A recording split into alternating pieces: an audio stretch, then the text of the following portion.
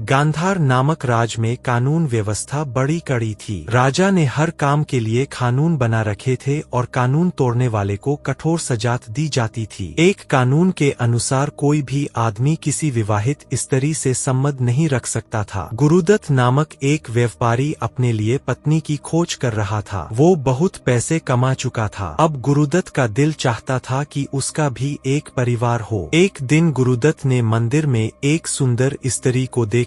वो उससे प्रेम करने लगा था। उसके पति का नाम जयकंठ था। ये सुनकर गुरुदत्त का दिल बुरी तरह टूट गया। एक दिन गुरुदत्त को चंद्रसेना की ओर से एक पत्र मिला। उसने लिखा था कि वो गुरुदत्त के बारे में जानकर बहुत प्रभावित हुई। उसने वचन दिया कि वो किसी भी हाल में कुछ दिनों बाद उससे मिलने अवश्य आएगी। पत्र पाकर गुरुदत्त को बहुत खुशी हुई। जब चंद्रसेना का विवाह जयकंठ से हो गया तो उसने अपने पति को गुरुदत्त के बारे में बताया।